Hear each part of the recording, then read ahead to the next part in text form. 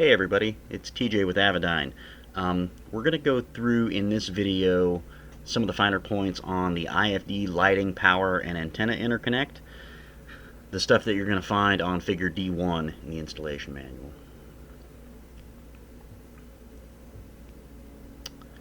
As always, everything we're going to go over in this video is for reference use only. It's not FAA approved data. For FAA approved data, please refer back to the IFD installation manual.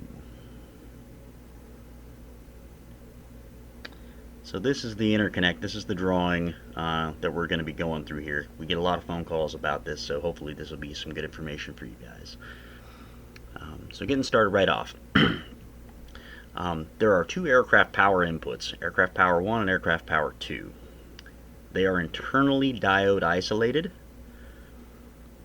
and the reason behind this is if you've got an aircraft that has multiple buses, you can tie one bus to aircraft power 1 and the other bus to aircraft power 2, and that adds you some redundancy, assuming you've got, dual engines, dual alternators, etc., etc. In a normal single engine installation where you've just got a single power bus, you would ignore the aircraft power 2 wiring and use just aircraft power 1.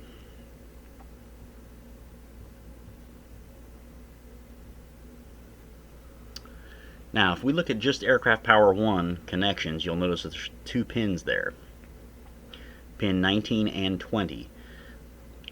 Both of those pins are required in a 14-volt system. It's recommended in a 28, but in a 14 you need both of those because that 18-gauge wire is going to pull enough current through there that you really do need two 22-gauge wires to split that current draw. Okay. Now, notice that they are 22-gauge pins, so you're going to be using most likely an 18-gauge wire off of the breaker, so you'll need to split that to two 22s for inputs to 19 and 20. And if you're going to use aircraft power 2 as well, same scenario here. Pin 72 and 15 are going to be required if you've got a dual bus system that's in a 14-volt aircraft. Still recommended in a 28-volt aircraft, but not required. And again, those are 22-gauge pins, same as before.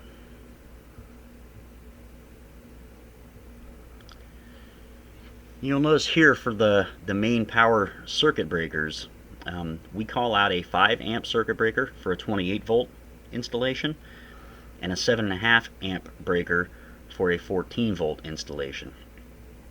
So that's where those wire gauges start becoming important if we're talking about a 14-volt install, because the current draw is going to go up as the voltage goes down, because the power requirement is the same. In most cases where the IFD is replacing an existing GNS unit in a 14-volt aircraft, that breaker is probably going to need to be replaced, and potentially the wiring as well, depending on what gauge wire you have coming off of that guy. So that's something to be aware of and something to pay close attention to. 28-volt systems should be fine.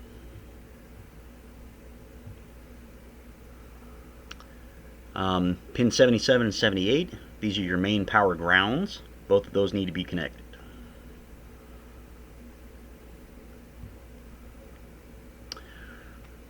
For the next part, we're going to talk a little bit about the lighting bus. I want everybody to understand, though, there are three different ways that you can control the lighting of the IFD. Okay, so first and foremost, lighting, the backlighting of the IFD can be controlled via the photocell. You don't need to have any electrical connection to this lighting bus high-low input at all for the photocell to function just fine. Okay.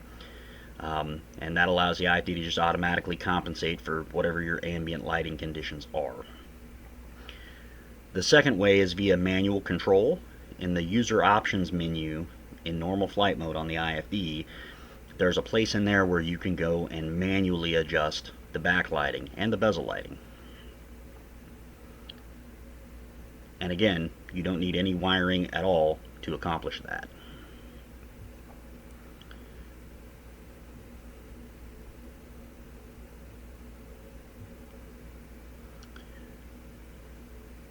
And this last one we're going to talk about is the aircraft dimming bus connection. If you're going to tie the IFD lighting bus into the aircraft dimming bus, there are a couple of things you need to be aware of and look out for. So our lighting bus high on pin 39 there on the P1001 connector, it will take 28 volts DC, it will take 14 volts DC, 5 volts DC, even 5 volts AC. They are all supported, and those voltages are going to be automatically detected by the IFD. Now this low side on pin 40, this should be tied to an airframe ground reference. And this is important. What this is ultimately getting at is that the dimming bus inputs on the IFD are not differential. And by not differential, I mean we can't have current flow through that guy both directions. Okay? So you're going to have your dimming bus high side tied into pin 39. Your dimming bus low side needs to be a ground reference someplace.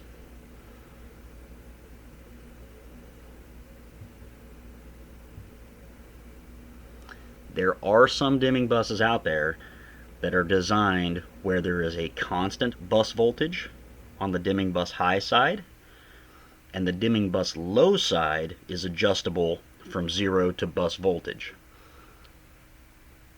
And obviously when you've got bus voltage potential on both of those pins, you're not going to have any current flow either direction, right?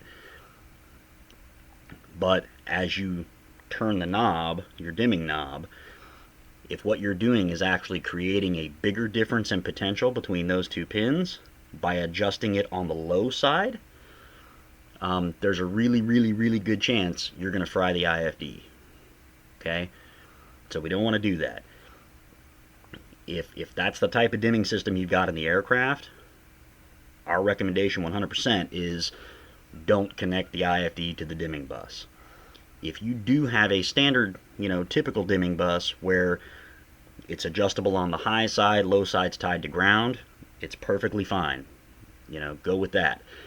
But if you have one of these oddball dimming buses that are adjustable on the low side, you absolutely will damage the IFD. So be careful. Over here on the 1002 connector, this is where we're going to power our VHF. So obviously if you have an IFD model that does not include a VHF, so if you have a 545 or a 510 or a 410, there's no VHF in those. You can ignore this entirely. But for the models that do have a VHF included, we got to power that guy separately, and the IFD does require a 10 amp breaker for that.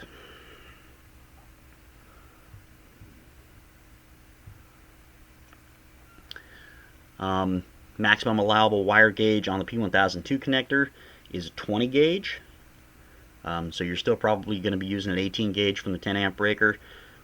It's going to split into two 20s there. And you'll notice your ground connections there as well.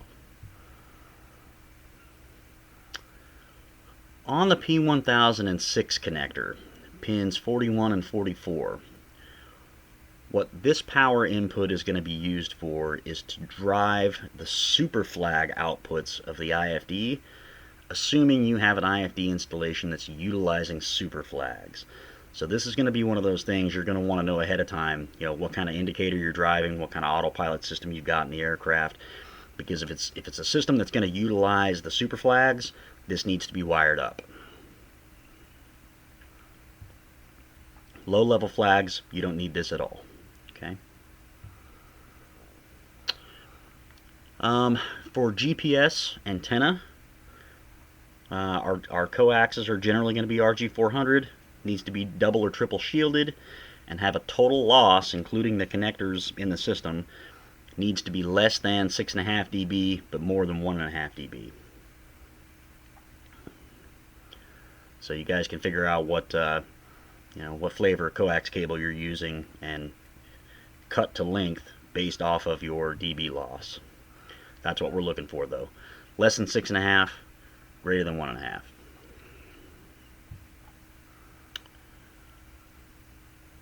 The 1004 connector, that's our COM coax. should be RG142, RG400, or equivalent 50 ohm coax. There's a lot of these that are replacing GNS units, and most of those older coax systems are fine. But here's the key. The VSWR should not exceed 2 to 1 over the entire VHF comm frequency range. So that's an important factor that I want to throw out there, because a lot of these IFDs are being installed as aftermarket installations into some older aircraft whose coaxes and antennas maybe haven't been checked in a very long time. So you can save yourself a lot of heartache by doing a VSWR check on these things right away before you ever even begin the install. Then at least you know what you're working with. For the VOR, localizer, and glide slope, we do have a separate input, same as the GNS series, so nothing you guys aren't familiar with. You will need to use a diplexer if you're doing a dual installation to split that out. Big thing to be aware of on these is if you're using the existing wiring in the aircraft and the existing splitter, the existing diplexer, the existing coaxes, the short runs of coax, in my experience, have been more susceptible for those BNC or TNC ends to get a little bit wonky with vibration over time. So on these short runs of coax, I would definitely keep an eye on that. Make sure that the short runs of coax that you're using in these systems are good to go, because it can definitely cause intermittent problems.